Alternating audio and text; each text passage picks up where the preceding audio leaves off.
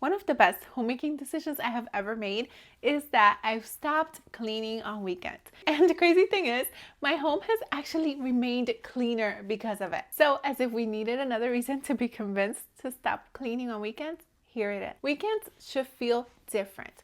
If homemaking is our job, which it is, can you imagine going to work 7 days a week? I absolutely cannot. I've had it both ways, and I can tell you, working 7 days a week in any job, doing anything, it's not reasonable. No job or career, no matter what you're doing, should be done 7 days a week, because then you might burn out and actually want to quit. So why should we treat homemaking, which has a lot more layers and it's more complex, any different? If we do this every single day, including weekends, homemaking starts to feel like a burden instead of the blessing that it is. Not to mention, cleaning during the week is sufficient enough to keep your home running. If you have a schedule, and if not, please make one, you can delegate all of your tasks, including errands, and please, oh please, have an administrative desk day. You can incorporate those all throughout the week.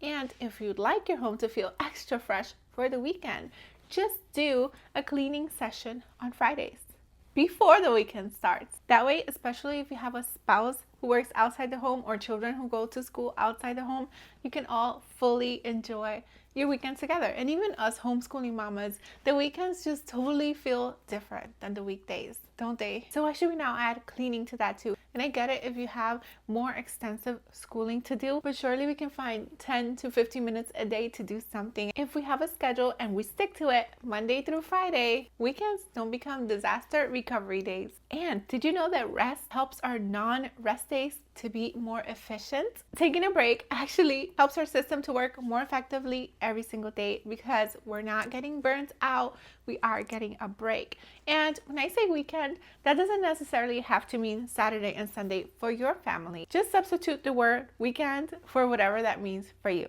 But 2 days would be nice if you can. Now, that doesn't mean your home is going to necessarily fall apart on the weekends. There are little routines that you can continue to follow. You have 1 to 3 key items that you do every single weekend. For example, you can make the bed, unload the dishwasher, and tidy up an area once you leave it. That's it, done. No laundry, no extensive cleaning, no extra nothing. And your home would be just as fresh on Monday morning as it was on Friday evening if you follow these steps. A reset right before the weekend can change everything. However, don't go cleaning the home from top to bottom because we have our designated zones for that and everything will get done in its due time.